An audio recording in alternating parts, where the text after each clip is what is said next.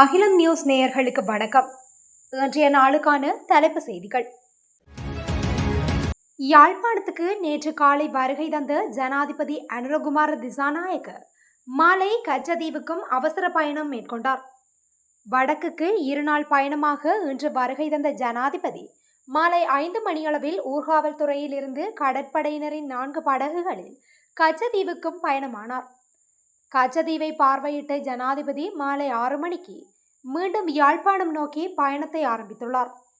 இதேவேளை தமிழகத்தில் அரசியல்வாதியாக உருவெடுத்துள்ள நடிகர் விஜய் அண்மையில் கச்சதீவை மீளப் பெற வேண்டும் என்ற சர்ச்சைக்குரிய பேச்சின் பின்னர் ஜனாதிபதி அனுரகுமார கச்சதீவுக்கு பயணித்தமை அரசியல் ரீதியில் பெரிதும் பார்க்கப்படுகின்றது.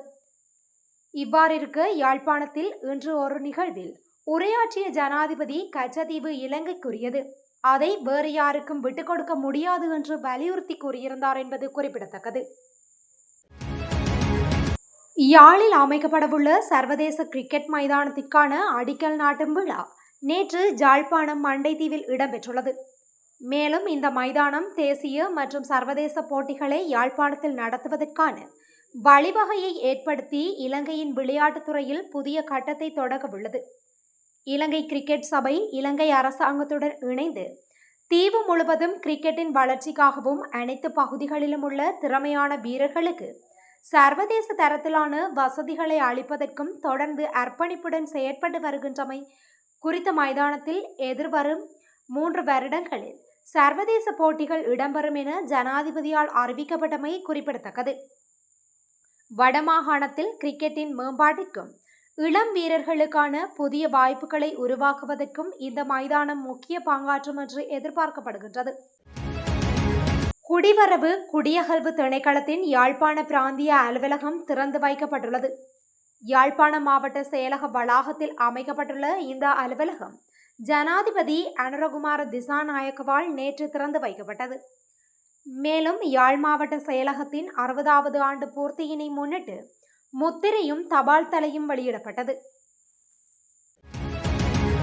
செப்டம்பர் மாதத்திற்கான லிட்ரோ எரிவாயு விலையில் எந்தவொரு திருத்தமும் இருக்காது என தெரிவிக்கப்பட்டுள்ளது. லிட்ரோ எரிவாயு நிறுவனம் குறித்த அறிவிப்பை வெளியிட்டுள்ளது. மேலும் கடந்த மாத விலைகள் இந்த மாதத்திற்கும் பொருந்தும் என லிட்ரோ எரிவாயு நிறுவனம் தெரிவித்துள்ளது.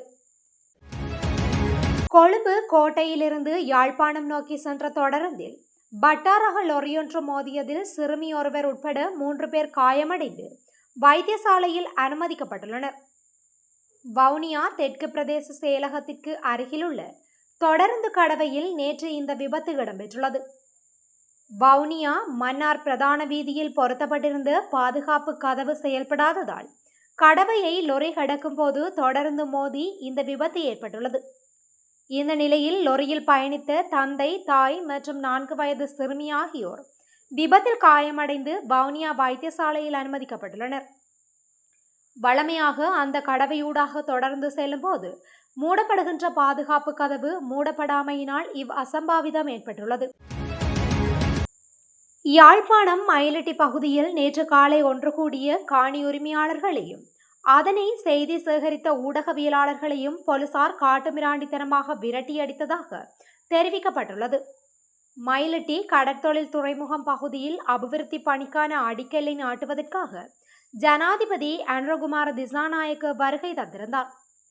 இதன்போது அப்பகுதியில் கூடிய காணி உரிமையாளர்கள், பொதுமக்கள், ஊடகவியலாளர்கள் என அனைவரும் அப்பகுதியில் நிற்க விடாமல் விரட்டியடிக்கப்பட்டுள்ளனர். அத்துடன் வயோதிபர்கள் எனவும் பாராது தோட்டக்காரர்களை போலீசார் தகாத வார்த்தைகளை பேசி முதுகில் பிடித்து தள்ளியுள்ளனர். மீடியாகொட ஹிக்கடுவு மெலவென்ன பகுதியில் துப்பாக்கி சூடு சம்பவம் ஒன்று பதிவாகியுள்ளது. வானில் வந்த 5 பேரை இலக்கு வைத்து இந்த துப்பாக்கி சூடு நடத்தப்பட்டுள்ளதுடன் அதில் ஒருவர் காயமடைந்துள்ளதாக தெரிவிக்கப்படுகின்றது. மோட்டார் சைக்கிளில் வந்த 2 துப்பாக்கி சூடு நடத்திவிட்டு தப்பி சென்றதாக காவல்துறையினர் தெரிவித்துள்ளனர். எவ்வாறாயினும் துப்பாக்கி சூட்டில் தொடர்புடையவர் என சந்தேகிக்கப்படும் மோட்டார் சைக்கிள் ஓட்டுநர் T56 துப்பாக்கியுடன் கைது செய்யப்பட்டுள்ளார். பொது பாதுகாப்பு அமைச்சர் ஆனந்த விஜயபாலவின் புகைப்படம் என போலியாக உருவாக்கப்பட்டு சமூக ஊடகங்களில் பரப்பப்பட்ட புகைப்படம் குறித்து குற்றப்புலனாய்வு திணைக்களம் விசாரணையை தொடங்கியுள்ளது.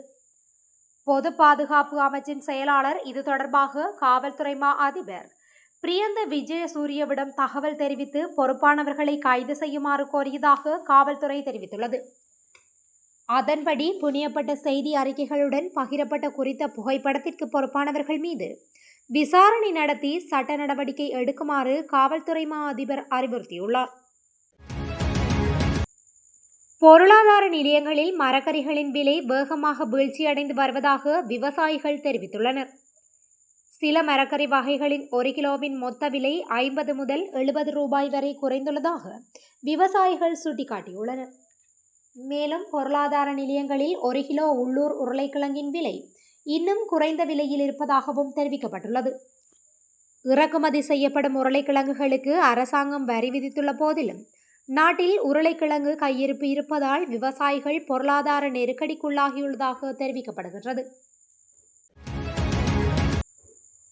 செம்மணி சித்துப்பாத்தி மனித புதைகுழியில் நேற்று மேலும் 9 மனித எலும்புக்கூடுகள் அடையாளம் காணப்பட்டுள்ளது. இதன் அடிப்படையில் இதுவரை 218 மனித எலும்புக்கூடுகள் அடையாளம் காணப்பட்டுள்ளதுடன் இதில் 198 மனித எலும்புக்கூடுகள் முழுமையாக அகழ்ந்தெடுக்கப்பட்டுள்ளது. யாழ்ப்பாணம் செம்மணி அரியாலை சித்துப்பாத்தி இந்து மயான மனித புதைகுழியின் 2ஆம் கட்ட அகழ்வு பணிகள் 40வது நாளாக இன்றும் யாழ்ப்பாண நீதவான் நீதிமன்ற நீதிபதி ஏ ஆனந்தராஜாவின் முன்னிலையில் முன்னெடுக்கப்பட்டமை குறிப்பிடத்தக்கது. கொழும்பில் ஆடை தொழிற்சாலை ஒன்றை நடத்தி செல்லும் போர்வையில் போதைப்பொருள் விற்பனை செய்து வந்த 2 சந்தேக நபர்கள் கைது செய்யப்பட்டுள்ளனர். கல்கிசை போலீஸ் குற்றப்புலனாய்வு பிரிவினருக்கு கிடைத்த தகவலின் பேரில் கல்கிசை ரத்மலானி பிரதேசத்தில் மேற்கொள்ளப்பட்ட சுற்றிவளைப்பில் சந்தேக நபர்கள் 2 கைது செய்யப்பட்டுள்ளனர்.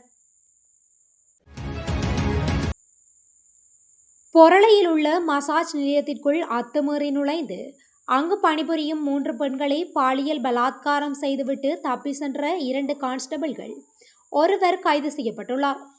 மசாஜ் நிலையத்திற்குள் அத்துமீறி நுழைந்து அங்கிருந்து பெண் மேலாளர் மற்றும் 4 பெண்களை அச்சுறுத்தி அதில் 3 பெண்களை பாலியல் வன்புணர்வுக்கு உட்படுத்தியுள்ளனர். போலீஸ் சிறப்பு பணியக தலைமையகத்தில் பணிபுரியும் கான்ஸ்டபிள் ஒருவரே கைது செய்யப்பட்டதாக தெரிவிக்கப்பட்டுள்ளது. வடக்கில் போரின் போது இராணுவத்தின் பயன்பாட்டிற்காக கையகப்படுத்தப்பட்ட வடக்கில் விடுவிக்கக்கூடிய அனைத்து காணிகளும் மக்களுக்காக விடுவிக்கப்படும் என ஜனாதிபதி அனுரகுமார திசாநாயக்க தெரிவித்தார். மயிலட்டி துறைமுகத்தின் 3ஆம் கட்ட அபிவிருத்தி பணிகள் ஜனாதிபதி அனுரகுமார திசாநாயக்கவினால் திங்கட்கிழமை ஆரம்பித்து வைக்கப்பட்டது.